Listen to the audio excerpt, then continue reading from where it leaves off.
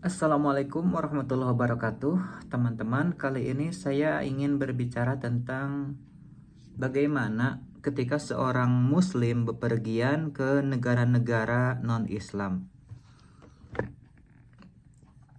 Apa yang akan dipaparkan kali ini adalah pandangan dari Syekh Abdul Aziz bin Abdullah bin Baz, seorang ulama Timur Tengah. Jadi ada sebuah pertanyaan yang datang kepada beliau. Katanya pertanyaannya gini, banyak orang yang bepergian ke luar negeri non-Islam yang tidak mempedulikan perbuatan-perbuatan maksiat, terutama mereka yang bepergian untuk merayakan bulan madu misalnya. Saya mohon perkenan Syekh yang mulia untuk berkenan memberikan nasihat kepada anak-anak dan saudara-saudara kaum muslimin serta para penguasa untuk memperhatikan masalah ini. Dan ini jawaban dari Syekh Abdul Aziz.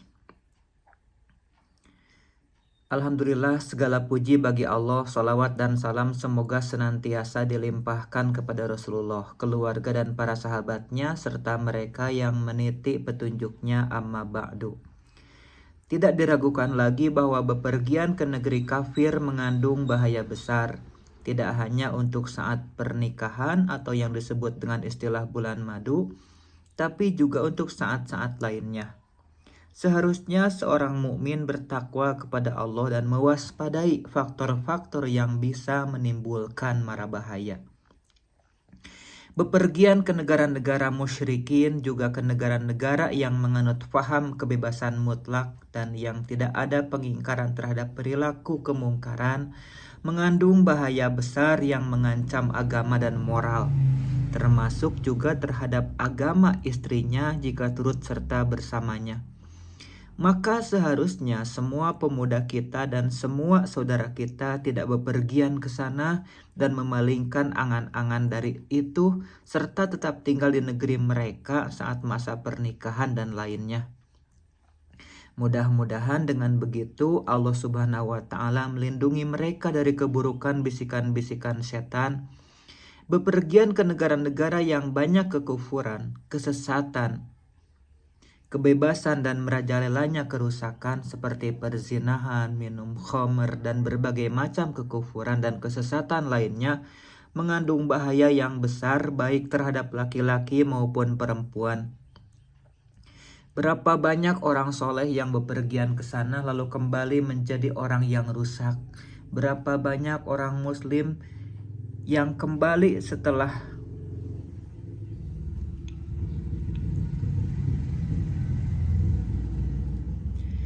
Berapa banyak orang muslim yang kembali telah menjadi orang kafir. Bahayanya bepergian yang demikian ini sungguh sangat besar.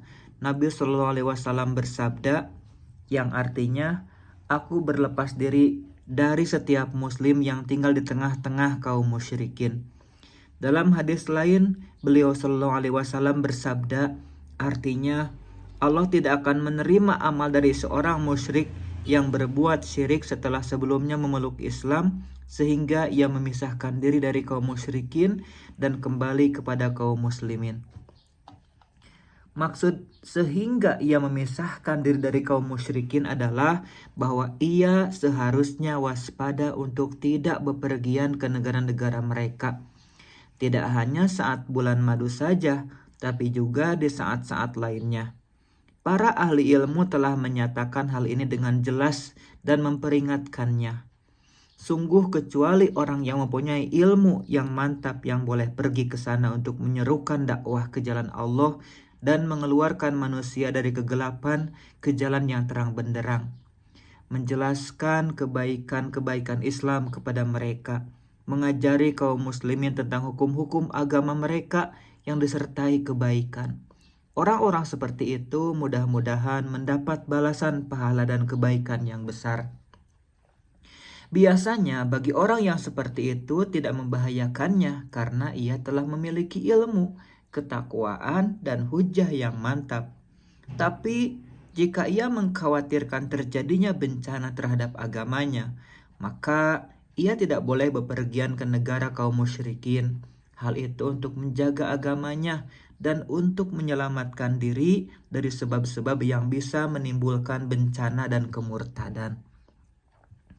Adapun bepergian karena dorongan kecenderungan hawa nafsu tentu mengandung bahaya besar dan akibat yang mengerikan, serta bertentangan dengan hadis-hadis sahih yang sebagiannya telah kami tuturkan tadi. Semoga Allah memberikan keselamatan kepada kita. Begitu pula bepergian ke negara musyrik untuk tujuan wisata, berniaga atau berdagang, mengunjungi seseorang atau lainnya.